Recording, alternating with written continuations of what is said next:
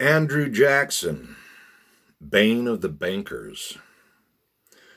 The Jacksonian Revolution of 1828 was as important as the drafting of the Declaration of Independence 52 years earlier, the Constitutional Convention of 1787, or the movement which brought forth our Bill of Rights.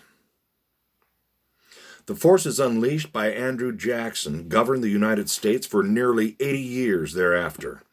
Today, the conditions which produced the Jacksonian hurricane are more acute than in his day, and yet the lessons of those years have been lost through the decades. This is something I decided to share with you. This has been written by Willis A. Carto. Andrew Jackson, America's seventh president, exemplified as perhaps no other statesman in U.S. history the populist instinct which is rooted deep in American life and tradition. Further, Jackson accomplished this while at the same time demonstrating the social, economic, and political advances which can be made by working people, taxpayers, entrepreneurs, and the middle class in general when populist precepts guide the nation's government. Jackson can even be credited with making populism the dominant political philosophy of the 19th century America, although populism was not the common term for Old Hickory's program. The Jacksonian Revolution, which defined political issues, problems, and their solutions until the advent of the Civil War, was a grassroots movement which arose from America's collective populist conscience. Jackson had developed his philosophy between age of 14, when he was orphaned, and his inauguration as president when he was 62. During those 48 years, Jackson served successively and successfully as one of the framers of Tennessee's first Constitution, its first representative in Congress, its United States Senator, and a member of Tennessee's Supreme Court. Most importantly, he was Major General of the state militia, the hero of New Orleans and Florida and the Indian Wars, who aged into the old warrior. Jackson, in the face of the most vicious slanders ever made against a president,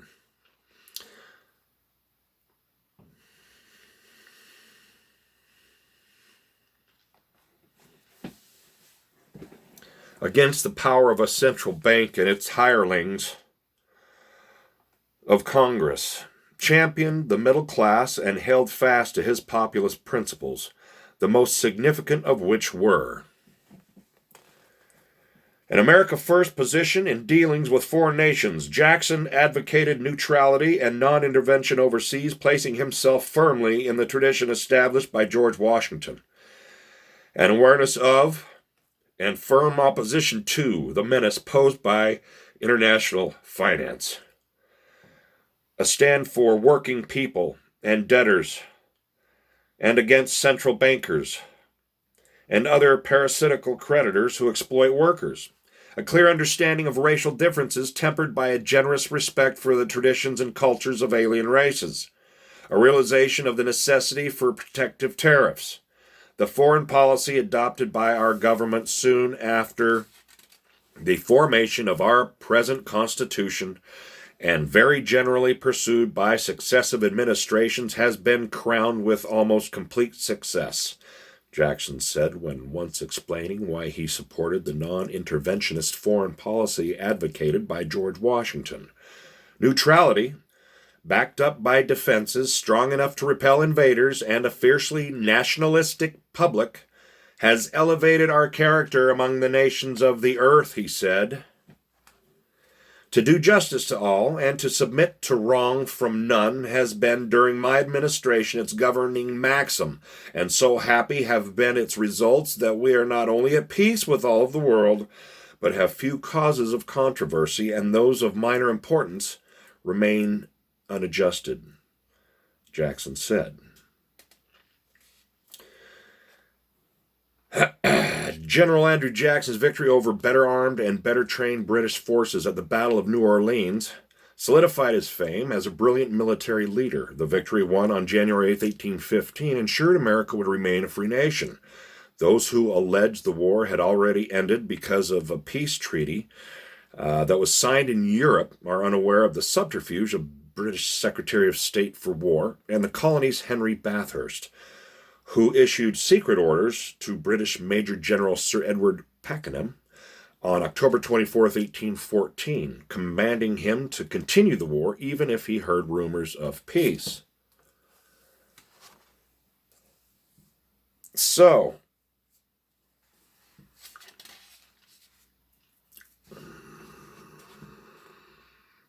Jackson, most interestingly of all, he did oppose war.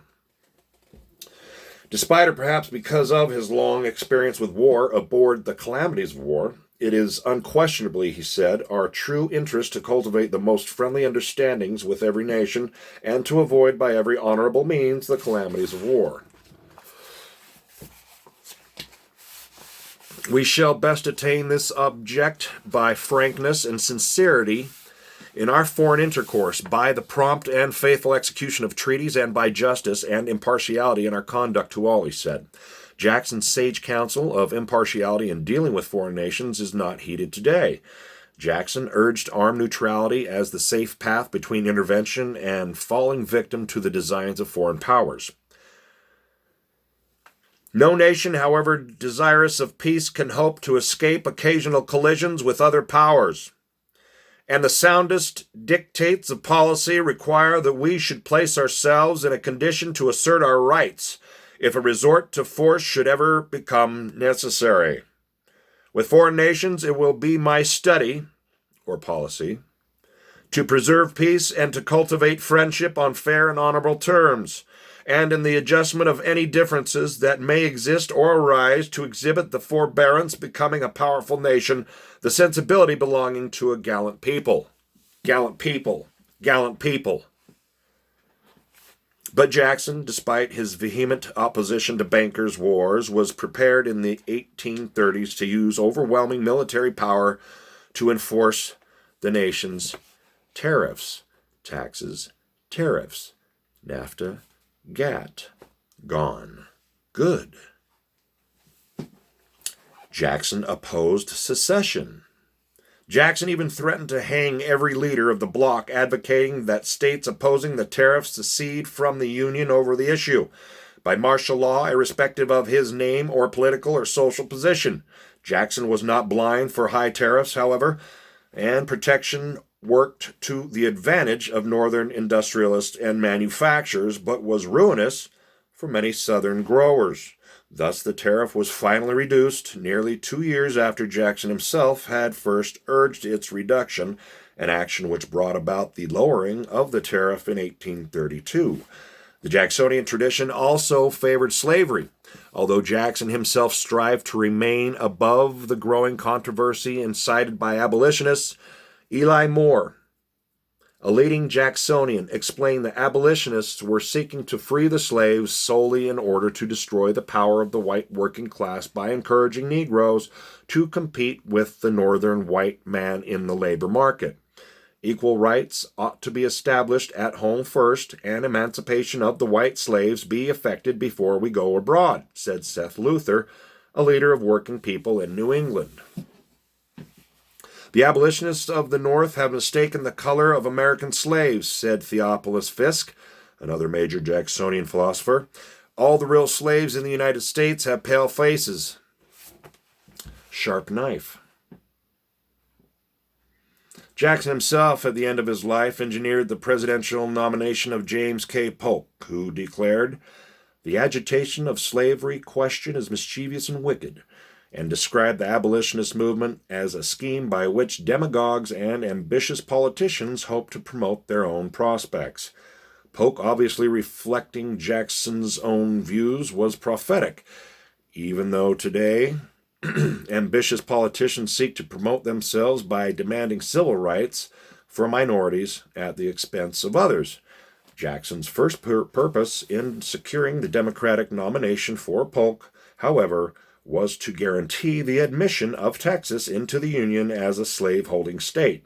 Jackson worried that Sam Houston, president of the Republic of Texas, might opt not for statehood but independence. What will Houston do? Jackson, dying at the Hermitage, his renowned home, asked in early 1845. The old warrior roused himself from his deathbed to draft a letter to Houston. On June 6, 1845, Jackson received word from Houston that Texas would join the Union. All is safe at last, Jackson said. Jackson's relations with Indian tribes showed his respect for different races and also his determination. They received no special privileges, placing them above white Americans. Jackson was sharp-knifed to the Indians since the days he led troops against them. He personally met with the Indians to urge them to move westward. Battling the bankers. Jackson was less gentle with the Bank of the United States, and his successful struggle against the central bank was one of the great conflicts of American history. Jackson's strong nationalism was also evident in his clash with the banking monopoly, and he was alarmed that more than a fourth part, 25%, of the stock of the bank is held by foreigners. By perpetuating the central bank, Jackson charged the American Republic purposes virtually to make them, the foreign stockholders, a present of some millions of dollars.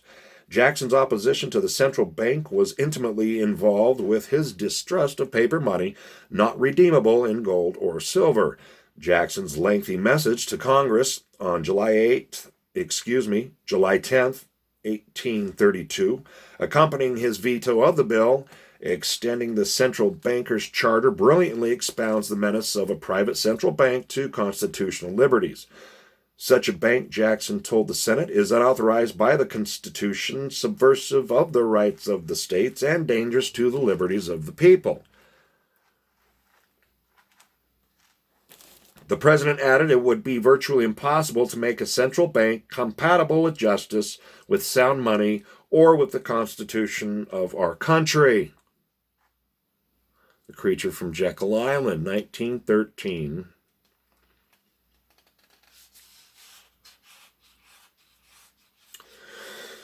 Jackson's repudiation of the central bank ignited a long war between his administration and the central bankers, who, in their peak, eventually plunged the nation into a depression to punish it.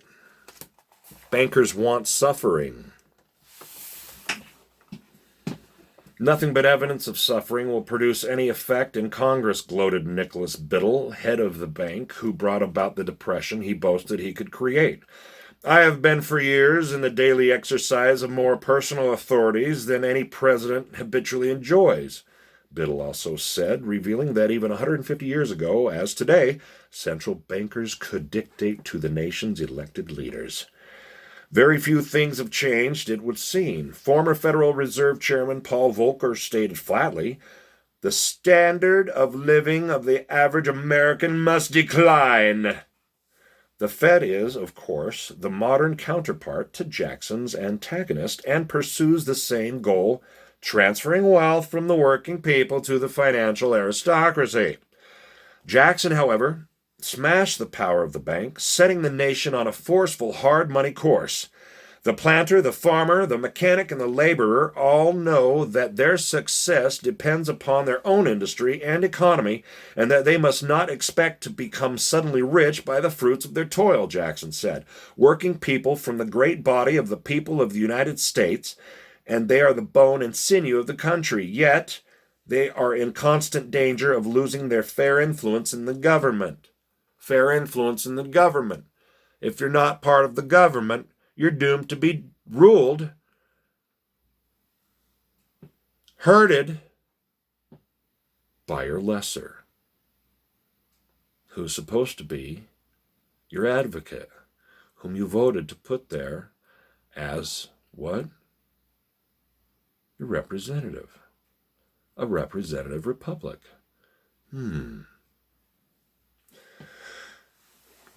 Now, Jackson also urged vigilance.